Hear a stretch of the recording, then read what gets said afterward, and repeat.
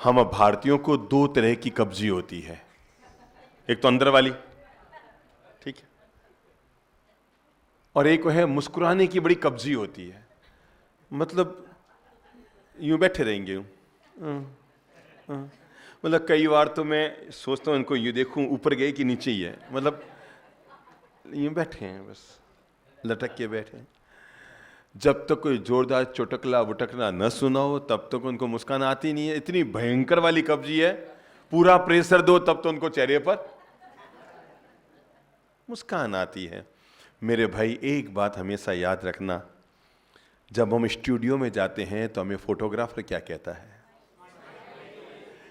शायद ये नहीं कहता कि लिपस्टिक लगाओ प्लीज, उसे पता है इससे चेहरा अच्छा आने वाला नहीं है। ये भी नहीं कहता कि पाउडर लगाओ प्लीज, क्योंकि ये तो कंप्यूटर से लग जाता है।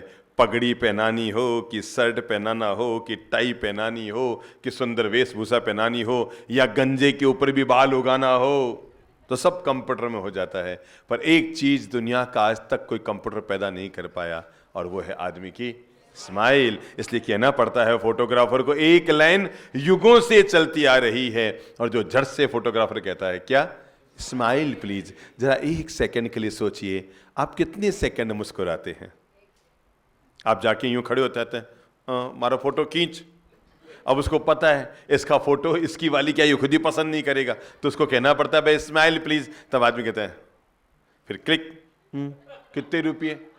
मतलब इतना कृत्रिम मुस्कान लेकर आता है 3 सेकंड की। मैं आपको जीवन का पाठ ये पढ़ाकर जीने की कला का पाठ पढ़ाऊंगा कि जब हम 3 सेकंड की नकली मुस्कान लेते हैं तब वो फोटो सुंदर आता है। अगर हम जिंदगी भर की असली मुस्कान ले लें तो जिंदगी कितनी सुंदर हो जाए।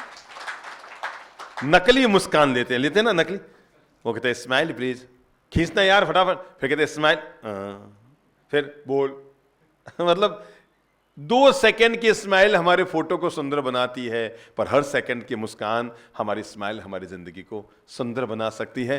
इसलिए ये जो गीत है ना, हिम्मत ना हारिए और प्रभु ना बिसारिए और हंसते मुस्कुराते हुए जिंदगी गुजारिए। दुनिया में कौन ऐसा है जिसकी जिंदगी में मुसीबतें नहीं हैं। हुआ यूं था कि एक व्यक्ति किसी संत के पास गया और जाकर कहा, महाराज जिंदगी में मुसीबतें बहुत है, मेरी सारी मुसीबतें खत्म हो जाए, मेरी सारी समस्याएं खत्म हो जाए, ऐसा कोई मंत्र बता दो।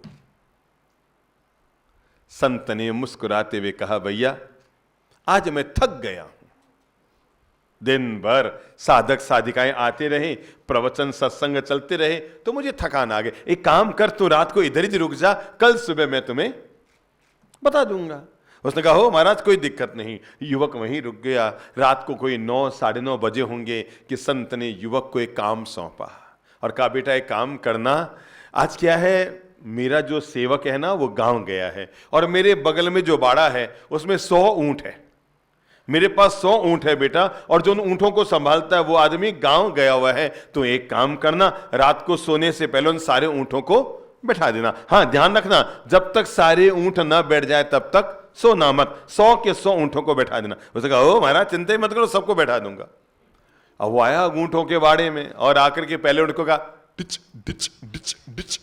वो पहले वाला बैठा, दूसरे को बैठाया पकड़ के डोरी धीरे धीरे, तीसरे को बैठाया, चौथे को बैठाया, 5वें को बैठाया, 6ठे को बैठाया, 7वें को बैठाया, 8वें को बैठाया, 9वें और 10वें को बैठाया। जैसे 11वें को बैठाने लगा कि पहला खड़ा हो गया। वो उधर बैठाने गया तो इधर 11वां खड़ा हो गया, इधर 12 को बैठाए तो 7वां खड़ा हो गया, इधर 15 को बैठाए तो 9वां खड़ा हो गया। पूरी रात चली गई, वो मुश्किल से 30 ऊंटों को भी बैठा नहीं पाया। सुबह आया संत के पास, लाल आंखें थी। संत ने, क्या बात है यार, तू रात को सोया नहीं? अरे महाराज कहां सोता, आपने कहा सारे ऊंटों को बैठाओ। अरे 100 ऊंट, अरे एक को बैठाऊं तो 2 उड़ते हैं और 2 को बैठाऊं तो 3 उड़ते हैं। पूरी रात लग गई पर ऊंटों को बैठाया नहीं जा सका। संत ने मुस्कुराते हुए कहा, मेरे भाई जिंदगी ऊंटों के बाड़े की तरह है, तुम एक समस्या को सुलझाओगे, 2 पहले पैदा हो जाएगी, और 2 को सुलझाओगे 4 पैदा हो जाएगी, 4 को सुलझाओगे 8 पैदा हो जाएगी। इसलिए इन समस्याओं को सुलझाने उलझाने में मत लगो, तुम तो अपने मन को सुलझा लो तो दुनिया की सारी समस्याएं अपने आप सुलझ जाएगी। जितनी जरूरत दुनिया को हरियाली की है उतनी जरूरत जिंदगी में खुशहाली की है। इस मंत्र को हमेशा याद रखना कि जिंदगी की खुशहाली हमें कभी भी किराए पर नहीं मिलती, आदमी खुद पैदा करता है। खुशियां और मस्ती किसी के बाप की नहीं होती, आदमी तय करता है कि उसे कितना खुश होकर जीना है। कुछ लोग हैं जो शादी करके भी दुखी हो गए, कुछ लोग हैं जो बिना शादी भी खुश रह गए, कुछ लोग हैं जो कोठियों में जाकर भी दुखी रह गए, कुछ लोग हैं जो कुटियाओं में रहकर भी खुश और आनंद से जी रहे हैं, कुछ लोग हैं जिनके पास खाने पीने को कुछ नहीं तब भी मस्ती से जी रहे हैं, और कुछ लोग हैं जिनके पास है क्या खाऊं, और कुछ लोग हैं सोचते हैं क्या क्या खाऊं। इतना भगवान ने दे दिया, पर मैं आपको इतना सा बता देता हूं, जिंदगी की खुशियां किसी और के हाथ में नहीं है, आदमी की खुद के हाथ में है। आदमी को तय करना होता है वो कितनी खुशियों भरी जिंदगी जीना चाहता है। अरे भाई, मेरे सुख दुख तो बड़े गजब के हैं, बड़ी जिंदगी करवट बदलती है। जिन कपड़ों को कभी भारत में अंग्रेजों के वाइसराय पहना करते थे, आज उन कपड़ों को हमारे यहां बैंड बजाने वाले पहनते हैं। वक्त सबका बदलता है ना। क्या जिंदगी गजब की होती है। कभी कोई महिला किसी को बैंड बजाकर अपने घर में लाती है। क्या कहा मैंने? कभी कोई महिला बैंड बजाकर किसी को घर में लाती है, एक दिन वही महिला उसी महिला का बैंड बजाना शुरू कर देती है। ये जिंदगी के रूप है मेरे भाई। कल तक जो खुशियों के रूप में हम लेकर आए थे वे दुख में तब्दील होते हैं, कल तक जो दुख थे आज वो खुशियों में तब्दील होते हैं। एक बात तय है, सुख और दुख ये बाहर से कम, ये हमारे भीतर से ज्यादा है। मानो तो हर कृत्य दुखमय हो जाता है, मानो तो हर दुख भी सुख में तब्दील किया जा सकता है। अगर कोई इंसान सहज आनंद भरी जिंदगी जीना चाहता है, खुशियों भरी जिंदगी जीना चाहता है, मीठी मधुर जिंदगी जीना चाहता है, तो मैं हर इंसान के लिए आज छोटे छोटे मंत्र दे रहा हूं। 2-2 मिनट में एक बात, हर 2 मिनट में एक बात जो हम जीवन और जेहन से जोड़ सकते हैं। आप यहां से घर जाएं और घर जाने के बाद अपनी जिंदगी से उन छोटी छोटी छोटी छोटी बातों को जोड़ कर रखिएगा। शायद ये बातें आपकी जिंदगी को बहुत मीठी मधुर आनंद भरी प्रेम भरी सुवास भरी बना देगी। एक बात तय है, हम कहने में कितना भी कह दे कि आदमी इधर से सुनता है उधर से निकाल देता है, पर मैं आपको बता दूं ये हमें पता है। हमारे पास एक युवक एक दिन आया था और आकर कहने लगा, महाराज आप गांव गांव जाते हैं, इतने प्रवचन देते हैं। मैं आपको बताऊं, हम केवल शहर में नहीं जाते हैं, शहर में जाने के बाद भी एक एक कॉलोनी एक एक क्षेत्र में प्रवचन देते हैं। तो कहने लगा आप इतने घूम घाम के पैदल चल के जाते हैं, प्रवचन देते हैं, लोग कोई सुधरने वाले थोड़े ही हैं। लोग तो इस कान से सुनते हैं और उस कान से निकाल देते हैं। आप फालतू क्यों मेहनत करते हैं? पता नहीं मुझे क्या जचा, सामने एक बाल्टी पड़ी थी। मैंने कहा भैया वो बाल्टी लाओ, तो बाल्टी लेकर आया तो मैंने देखा वो बाल्टी लोहे की बाल्टी थी और पूरी की पूरी जिस घर में हम ठहरे हुए थे वहां चूने का काम हुआ होगा, कड़ी का काम हुआ होगा, तो उसी चूने को उस बाल्टी में डाला गया तो पानी तो सूख गया। इतना मोटा मोटा चूने की परतें किस पर लगी हुई थी? बाल्टी पर चूने की परतें लगी हुई थी। मेरे मन में आया, मैंने कहा बेटा एक काम कर, मैं समझ रहा हूं आपका कहना बिल्कुल सही है कि आदमी इस कान से सुनता है उस कान से निकाल देता है, पर आप एक काम करो ना, ये जो बाल्टी है ना इसमें एक बाल्टी पानी डाल दो। उसने कहा हो बाप जी, सामने कुंडी पड़ी थी उसमें से एक बाल्टी पानी लिया और उसमें डाल दिया, पर देखते देखते बाल्टी खाली हो गई, क्योंकि चूने के कारण बाल्टी में नीचे क्या हो गए थे? छेद हो गए थे, पानी बह गया। उसने कहा बाप जी पानी तो बह गया। मैंने कहा एक बाल्टी और डाल दे। उसने एक और डाला तो दूसरा कौन सा टिकने वाला? जब पहला नहीं टिका तो दूसरा क्या टिकेगा? उसने वो भी डाल दिया, तीसरा भी डाल दिया, चौथा भी डाल दिया।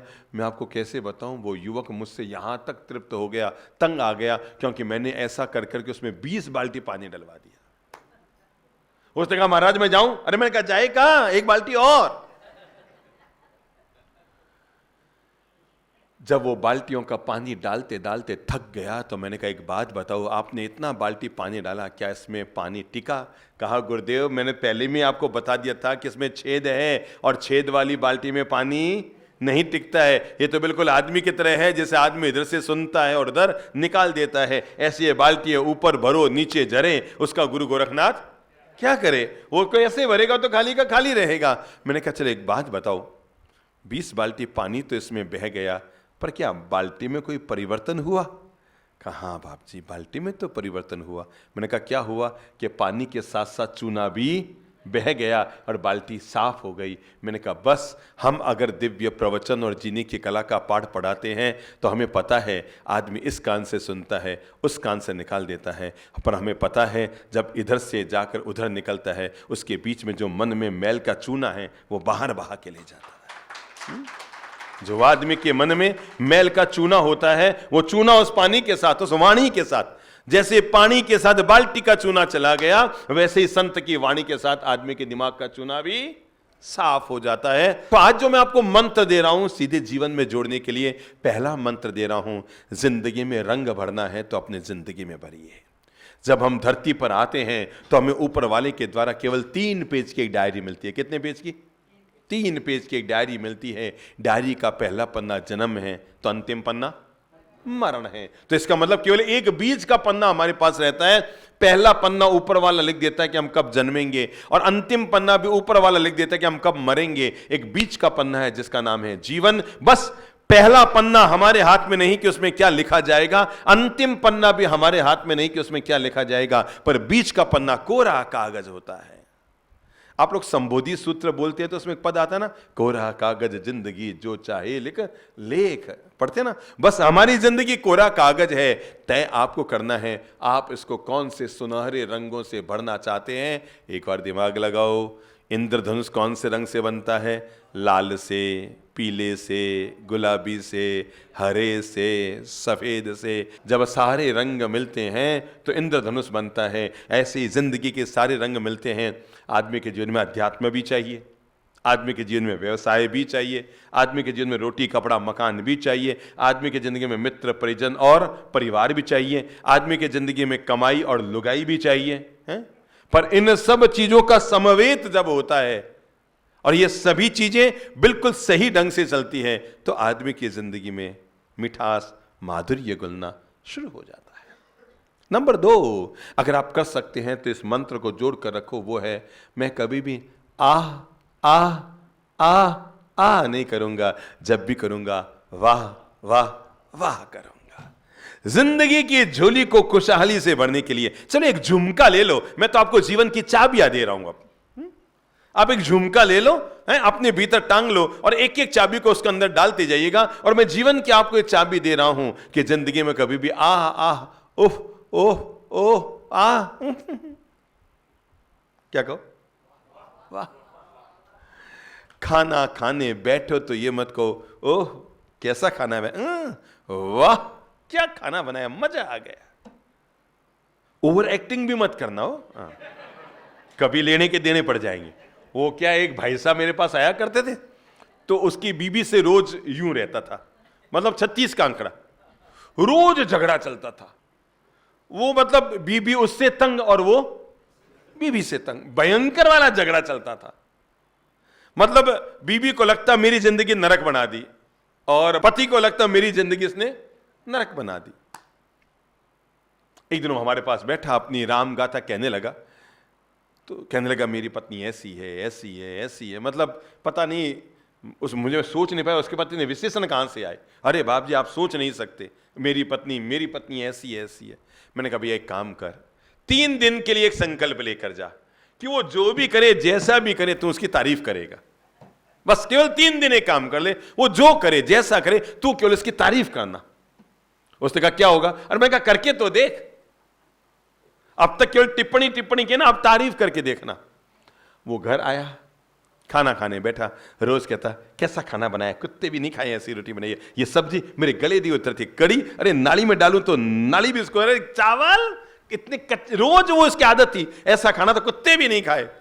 आज वो पाठ पढ़ के गया था, पर बुद्धू तो बुद्धि हो, तो बुद्धू में बुद्धि आए ना, अब वो ओवर एक्टिंग करने लगा। वाह क्या खाना बनाया है, वाह क्या क्या मस्त खाना, रोटी ओहो फुलके इतने नरम है, कड़ी दाल और पूरी पी जाऊं, सब्जी क्या मजा आ रहा है, टेस्टी खाना बनाया है।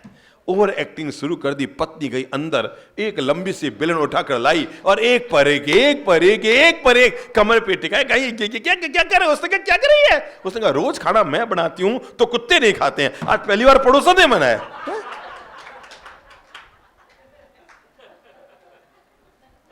तो ओवर एक्टिंग भी मत करना। तो आज से मन बना लो, क्या आह नहीं, वाह वाह बेटा बहुत अच्छे तुम। हमेशा याद रखना, जब जब आप वाह कहेंगे आपके चेहरे पर भी मुस्कान होगी, सामने वाले के चेहरे पर भी मुस्कान होगी। हमेशा इस बात के लिए अपने मन को तैयार रखो, मैं कभी भी आह आह कहकर वातावरण को खराब नहीं करूंगा, मैं हमेशा वाह कहूंगा। क्या कहूंगा? वाह साहब वाह। आदत डाल लो आज से, वाह साहब वाह बहुत सुंदर। किसी के मकान को देखने गए, हाँ साहब वाह, वाह साहब बहुत अच्छा बनाया है। मतलब किसी घर खाना खा के आए, वाह साहब मजा आ गया, बहुत अच्छा आ गया। धर्म पत्नी ने खाना बना के दिया, भले ही कड़ी खिचड़ी बना के दिए, वाह वाह वाह बहुत अच्छा लगा। हर वस्तु, हर व्यक्ति, हर परिस्थिति को अगर आप वाह कहकर आनंदित होंगे, आपको दुनिया में कोई दुखी नहीं कर सकता है। वाह आनंद है।